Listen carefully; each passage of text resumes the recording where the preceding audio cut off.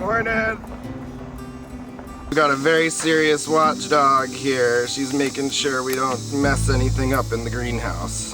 Hey everybody, welcome to my channel, Bromeliad Boss. I'm Damien, and today I'm here with Michael Keel at his private collection in Florida. He's operated a proper Bromeliad nursery for 40 years, so he's got some serious experience, but this is his personal collection, so I'm really excited to show you guys around today. So happy to have you. Thanks for coming. Yeah. Beautiful day.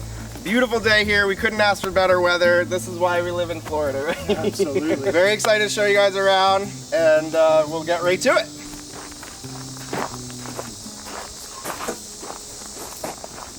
Thank you.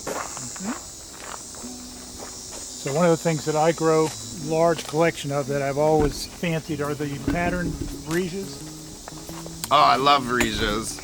So this is my private collection of those that I kept when I transferred the business. Yeah, those are some beauties. Those are my favorite. I love them. They do form spikes. They're a spike type bloomer. So this is my collection of Vriesias, mostly the patterned Vriesea types. Patterned foliage are the types that I like. These are the soft leaf species of Bromeliad. A lot of them have super long-lasting bloom spikes, but they grow for a long period of time before they bloom, so you don't often see the spikes, but they're grown for the patterns in their foliage. Yeah, I think that's what I love about them so much, is that they just are beautiful year-round. So there were a lot of hybridizers that made hybrids with the patterned Vriesias, so my collection includes hybrids from like David Sheehy and Grant Groves, who made some of the best and most colorful things. This one in particular was from Grant Groves. And what is this one called? It doesn't have a name, but it's very similar to Red Dragon out of Hawaii. Yeah, that's because a gorgeous Grant plant. and David Sheehy, they were friends. They did some nice stuff. Yeah. So then there's David Fell's hybrids, which a lot of those include the variegated types. This big guy here. That's beautiful. Wow.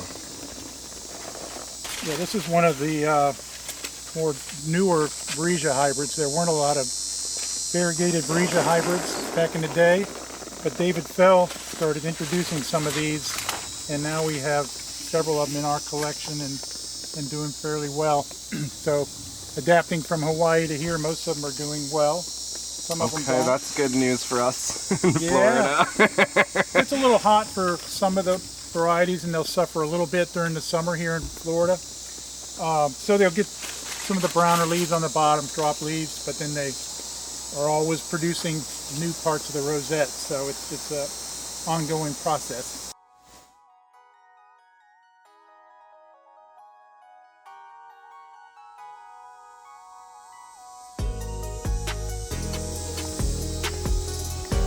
I have this one at home. This is Gigantea. This is thought to be a Gigantea hybrid. So that's a Nova. So he doesn't know the full parentage, but...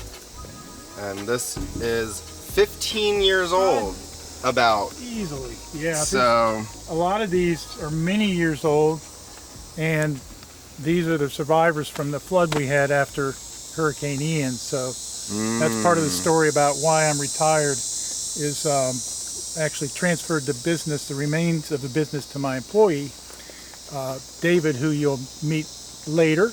Yeah, we're going to do another video with him, so definitely. So he took over the mail order, or the web order business, and I kept the collection to have for my retirement. Yeah, I mean, I don't know how you could part with a collection like this. No, but we lost about 40% of our plants to Ian and the flood after. But the Vriesias came through very well. A lot of the, some of the Neos, didn't last through the flood. We lost a lot. Okay. But these came through well. Well, thankful for that. Yeah. So part of what I do in my retirement, I kept two of my customers. We've supplied little small Neos to the terrarium trade. So we have two longtime customers, and so I supply them with their little mini Neos. We just do cuttings off of these. Nice. So all these I actually keep dart frogs. Do you? Yes. Well, and I build that's what we sell to, is that trade. Oh. We sell wholesale, bulk, and the the guys we sell to, you know, they make tanks and they also have their own websites. Oh, amazing. Reselling and stuff. So I can just come through and clip 200 or 500 pups off, you know, in a couple hours. Okay, so it keeps yeah. the supply going because they're year-round customers. Right. And I know, that's the nice part about growing them in tanks is you don't have to worry about the weather. Yeah, maintain that habitat. And dart frogs, I mean, that's where they breed. It's an easy match. Yeah, that's how I got into bromeliads. Is it really? Yeah.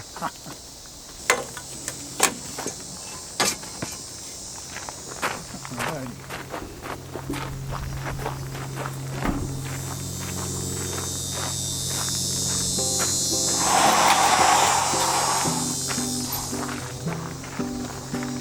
In, you know, 40 years of bromeliads, you also get plant friends that grow a lot of different plants, and so you kind of We love a little bit of everything. I love the Tillandsias myself too. That's another favorite. So I've got some staghorns. I got a small orchid collection. Lots of Tillandsias from Bob Haig. Okay. My friend, that he sold his property, which had his greenhouses, so he had to downsize dramatically. So some of his stuff is here. Okay, yeah, let's take a look. Lots of cool stuff. You know, Tillandsias, they produce some amazing color flushes and spikes. Tillandsia Jalisco Monticola. Oh, this is a super large form. Would think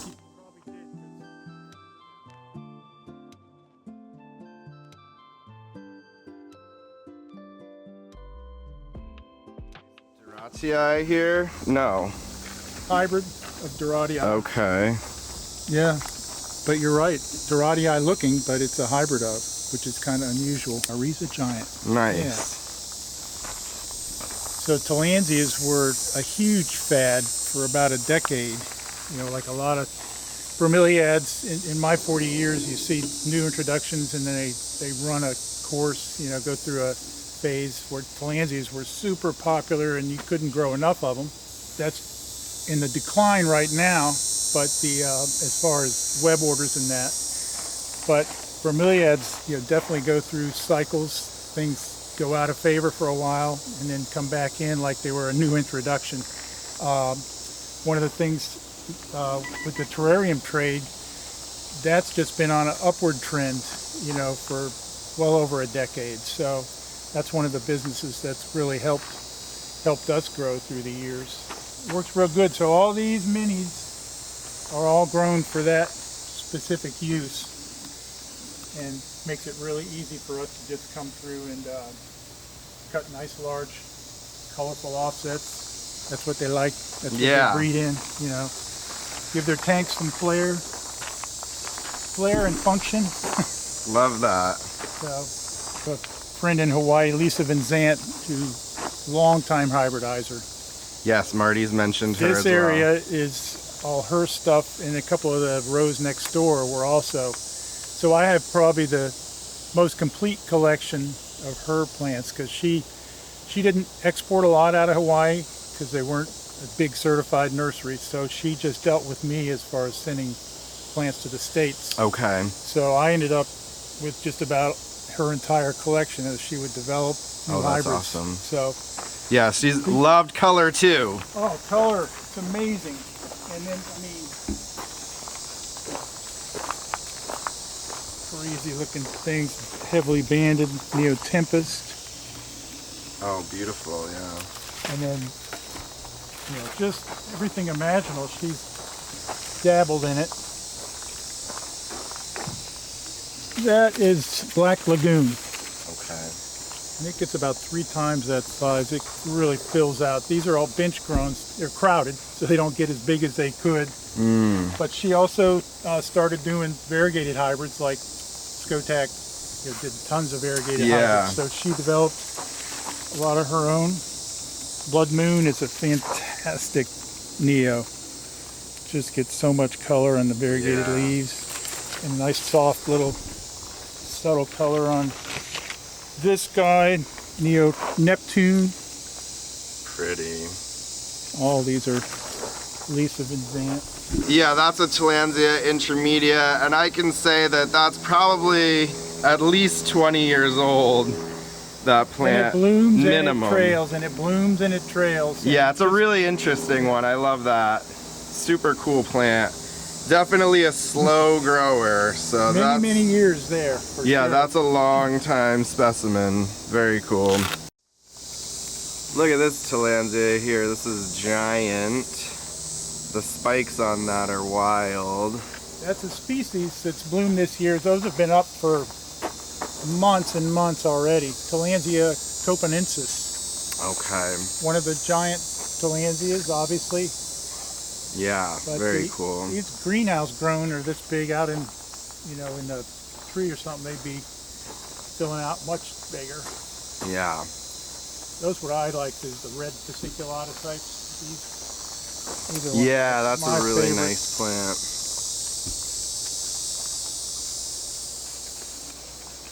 Got another one in bloom over here. Yeah. That's a fasciculata from Panama. Okay. Got a bit more dense inflorescence. And then some of them, I like that greenish yellow look on those.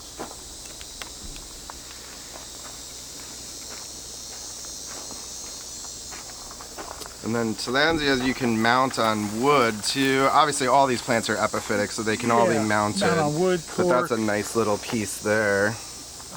open baskets and net pots. Awesome amber, a hybrid. And here's that Terrarium you were. Oh yeah, look at that one. It's so long, old it's flopped specimen. down. Yeah. Wow, that I didn't know they got that chunky. You know, a lot of the Tillandsias don't die after they bloom. They'll keep growing. And this one's, I think, split. Yep. Wow. So that one's bloomed and then split into three heads. How cool. And that's a fragrant flower. very That fragrant. smells so beautiful. You get a big spike and it fills up the whole greenhouse. Yeah, that's one of my favorites too, but I've never seen one that large. This is a Tillandsia that came over from Bob's collection. It was hanging up and it fell down. It got so big and Bob was going to take it out of here, but I told him to just leave it because you can actually see it and enjoy it so much better. Yeah. Instead of hanging up there, because I've never had a bigger Tillandsia. Yeah, that's actually massive. It's another Tillandsia species. Cool. We can run up front and see what's blooming in the Aechmea house. Ooh, look at this one. That's one of Lisa Venzant's. These are what are called grass pups that come off of the base of Alcantarea plants. Usually they come as the Alcantarias are small, developing, and they produce a lot of these when they're young and then quit doing it when they get older. But we pull them off at a pretty small size and grow them in group pots like this to get them established. Much more success growing them in group pots rather than trying to pot these little things individually. They kind of help each other along, I think, you know, growing close together. That's the thought there anyway. So we just keep an eye on them and keep fungicide on them, and they do pretty well. Lost a few out of this pot, but all in all, these were just done last month. Okay. So pretty much everything's coming through. These are variegated grass pups. You can see variegation in some of them, but in particular in that one. Oh, nice. Yeah. So this is, every pup is different. And these are the on this plant. Imperialis. These are a related species called Alcantarea glasioana. Okay. So it's a green form of an Imperialis-like plant. And then these are variegated clones of that. Oh, wow. So every one of those these are pretty like, rare. they're like a seedling. Yeah. Grass pups. So everyone could be different. Okay. Yeah. I have a feeling. Size and color on them. Oh, yeah. Thing I stood next to it the other day, I said, what happened to this plant? It's bigger than me. Is it just an Imperialis? Yeah, from Brazil.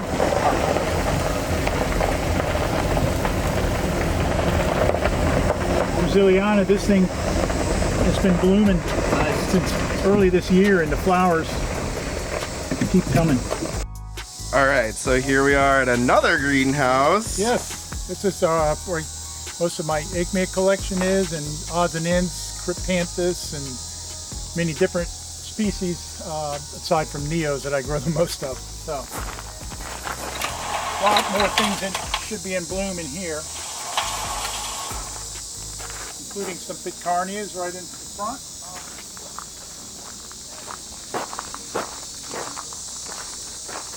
These are up in spike. Oh, beautiful. Pitcairnia carinata.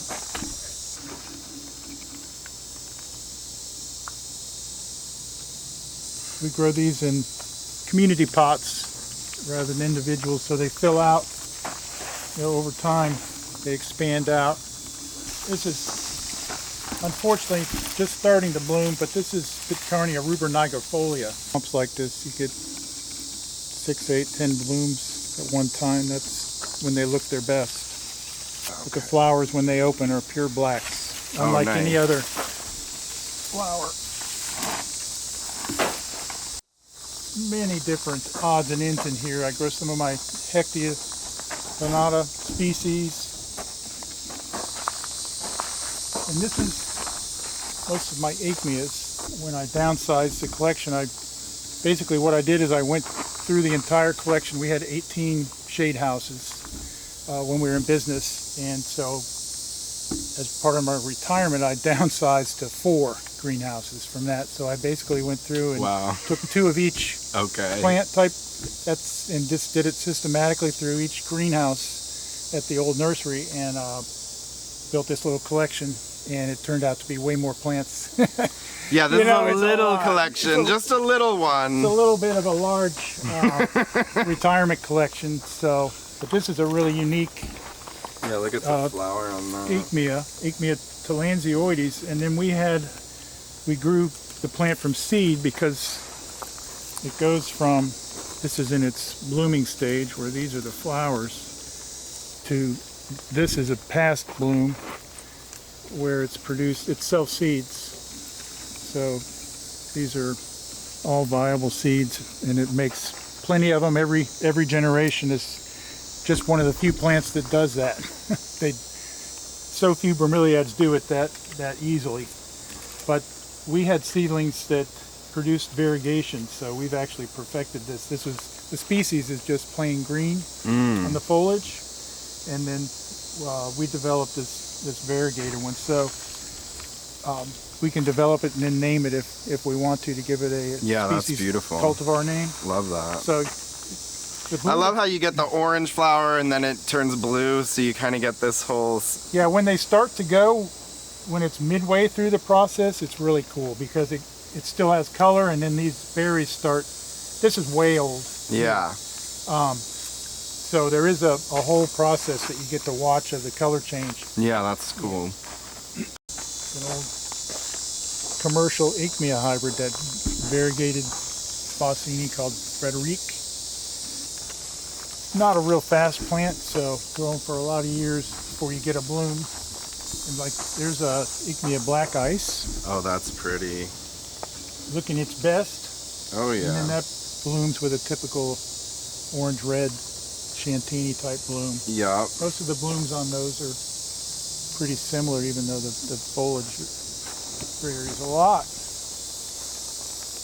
This is one of a selection that we made, called A1 at first, and that's kind of the name that's stuck with it. Okay. So Aechmea Chantini Black A1. So these were from seedlings that were developed in a nursery in South Florida, and we bought a tray of seedlings. This was probably 10, 12 years ago, and out of that we selected 2 or 3 different selections, this being the best one by far. That's beautiful. It's vigorous. It's like so much silver on it. It's just a real easy to grow. You can see I just kept, I think, 1 or 2, and they've already bloomed and pupped out again. Now I heard that those are pretty cold sensitive. They are in the cold sensitive range for sure. 45. Yeah, so you would need to take them in and protect them. Now, when you're in business, you got to be concerned about that 100%, protecting your crop. But as a hobbyist, it's going to be, I'll take in the most sensitive things, take them into a warmer area. Yeah. And these have been on their own through the last couple winters. And they've been fine. With no protection. Okay, that's good. Lost a couple things, but the fact is that they develop a hardiness. They acclimate. Right. So that's part of why we are able to bring some of these through winter without a whole lot of protection, because back in early days, if we were getting into the 40s at all, we'd have all the greenhouse covered and ready with heaters if we needed to. Yeah. It was like a panic. That's something I don't have to live with anymore. That's good. And there's a group of my Orlandiana collection there, different cultivars. White Knight over on the right by the ensign to the right of that. And I like I love the dark, showy ones that get almost black. Yeah, those are beautiful. Got a little past bloom here. Yeah, that's a pretty rare species. That's collected in Panama by Chester Skotek. It's got quite the name. It's a legitimate species. Aechmea jungjuardoensis. Wow. Say that a couple times, yeah. So I love the red on the edges there. Yeah, it gets a subtle bit of red to it, and particularly on the edge. And the bloom, it's almost whitish on the, it's quite an unusual bloom. And then of course Skotek, he grew that from seed and he developed a couple of variegated clones. Okay. These are Tillandsia Edithite clumps. These came out of Bob Haig's collection. Yeah. And they are old.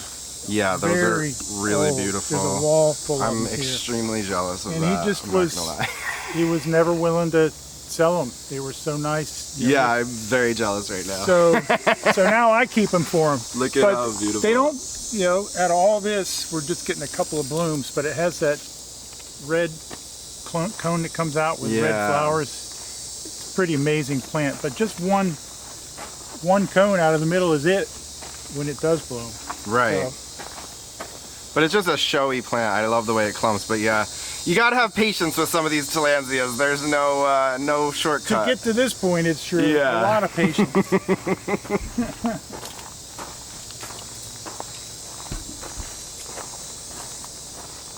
Bergias on that side. Mostly species in the Holmbergias. Ooh, what is this one? This is unusual. So that's Neomerona, which is a hybrid, again by Skotek. You know, Skotek made hybrids, prolific hybridizer, but this is a pendula, out of the pendula hybrid range, Neopindulas, because yeah, the way it hangs they're down. They're actually not Neos anymore. I think they're, what are they, Marty? Hyliacum? I think the species, it's changed to something like Hyliacum. Yeah, that is So really it's a very cool small group, and they don't hybridize with other Neos. They'll only hybridize within their one group. So he did some cross-pollinating between them, and this is a really vigorous thing that grows into a really tight ball. Yeah, That unusual. Clump needs a little work, but yeah, look at that. And so it grows down, and then look at, we've got another pup coming out, and it just kind of emerges like that. Very interesting. This is, you know, needs a little cleaning, but that's how it would look in the wild. So, you know, we like to keep our plants pruned, but this is, you know, just a gorgeous specimen. Very rare.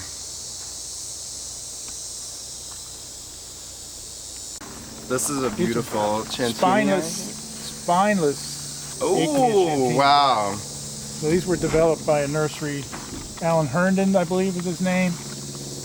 And he named this one after Nat De Leon and his wife. It's called Nat and Eileen. Okay. Nat and Eileen. I love that. Not many spineless varieties and Chantinis that really did well. They were all kind of, you know, hard to grow and stuff. Right.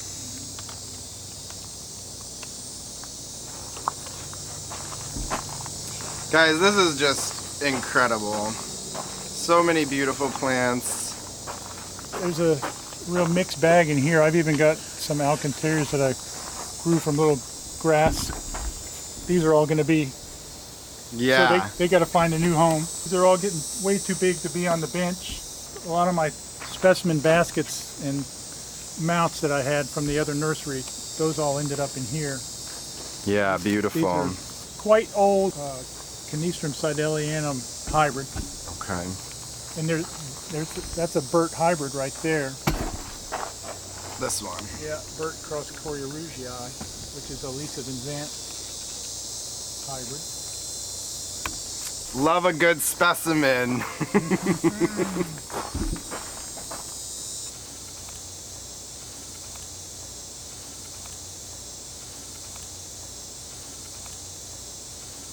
Yeah, this is just a small collection. But I do have Kevin to help me maintain it. He does the weeding and watering and a little bit of potting. Yeah, look at this Quisnelia Tim Plowman specimen. That one's been mounted on that for probably 15 years. See all the rhizomes and caudex from the earlier generations. And blooms every year. They bloom all together. It's pretty cool. Yeah, we'll have cool. You'll have to let me know when that one comes in bloom and I'll come get a shot of it. Absolutely. Pitcairnia smithiorum. I used to try to grow this in single pots, and it wasn't that nice, so I put them all in one giant pot. Yeah, I have mine in the ground. How do they do in the ground? It was doing great until I moved it, and then now I need to put it back. But you put it out in too much sun or something to get baked? No, it's coming back. The spikes are very short, but I think it's just kind of got to establish itself again because I had to move it. Definitely need that, reacclimating. This is a Aechmea hybrid from a friend of mine, Brian Wyndham, in New Orleans. There's a species named Aechmea brassicoides. Grab it, I think. Nope. Oh, it's like a rosette almost, like very tight. It's a tight, it closes off completely, the species does. And the flower spike breaks through that. It's a really nice spike. Oh. So he made a hybrid with that and crossed it with Aechmea shantini. So he's got, he threw some of the Shantini characteristics on here, with the bands and the form. Yeah. But then it still does, this is the original plant. So this one has already bloomed. The bloom came out of this hole. And then I took this pup off, and it's producing a second one. So the pups come off somewhat open. And just like the species, the species does that same thing. Here it is. So this is the species itself, Aechmea brassicoides. Oh wow, yeah, very green. So he crossed this green thing with a form of Shantini, and he got that hybrid. Very cool. So it took on that characteristic. On the species, the bloom actually pushes right through. It makes a hole. Oh wow! And it's quite a nice bloom, and fills out in a clump. They grow better as a clump, like a lot of Aechmeas prefer to grow, a few in a pot. Yeah. Instead of constantly cutting the pups and breaking them up. Right. Okay. They'll, easier to contain them, and they seem to bloom more readily when you leave them attached. Interesting. Some Aechmeas just don't bloom as single plants. Some species, I should say. Okay. Ooh, look at this bloom here. That's a typical Aechmea fasciata variegated form. This is the Home Depot bromeliad, but you don't see it variegated ever, so that is very unique there. Love that. And a much smaller bloom, is that? Well, that's just because of the culture of that plant. These were all moved over here a couple years ago and shoved in here. Okay. We haven't really gone through and maintained a lot of this yet because it's only Kevin and I. So a lot of work to be done, but you can grow that into quite a lush plant, beautiful variegated plant, and it'll have a bloom that is comparable in size. Yeah. Yep. Another one of Scotex creations. This is Aechmea shantini, Scotex Wild Ace. So it's a miniature Aechmea shantini, and then he had a albo-marginated sport that he produced and propagated.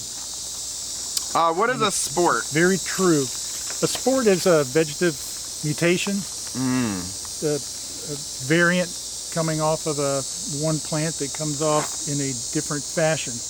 Interesting. In the fulgens range. That was used a lot in hybridizing, but the problem with the plant for using it in hybridizing is it's a very cold sensitive plant. Okay. So a lot of the hybrids didn't work out long term. Yeah, I think I have that one actually. Yeah, there are some that are better than others, but they make that really nice. It's so much worth it for that bloom because those berries last so long. So this is Quisnelia Rafael Oliveira. It's a variegated cultivar of Tim Plowman. Yeah, it gets the beautiful. same tight, curly leaves. You know, the harder you grow it, you can get those tubes really tight. Yeah, and then you've got the green pup there. Yeah, that's it pups well. Like this one's producing variegated pups. This one's produced a plain pup, which then just becomes, you know, Tim Plowman, for lack of a better name. Yeah.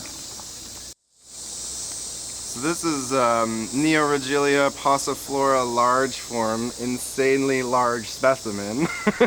So we clip that at the bottom and keep moving them up because it'll come all the way down to the ground. But they get in our way. So we clean it up every once in a while and move things back up to restart, keep it full. So these are some really nice, pretty rare plants we've got here. And the autos, that's imported from Thailand.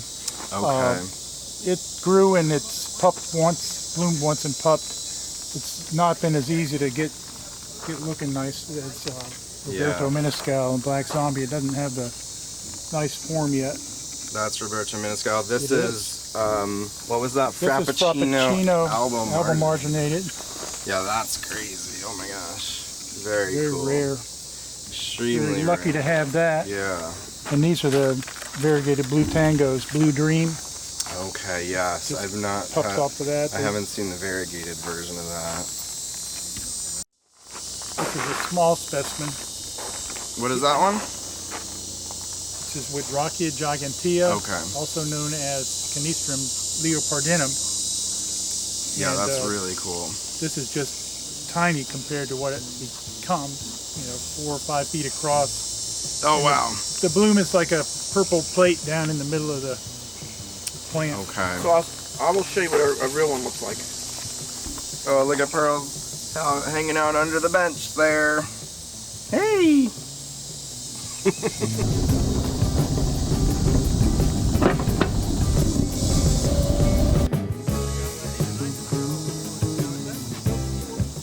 This has been awesome. Thank you so much for having us, and we're definitely gonna have to come back because there's way too much to show in just one video, but this was really amazing. You've got some incredible plants. This collection is definitely something to be envious of. Thank you for coming out. You picked a great day. Yeah. You're welcome back. Thank you.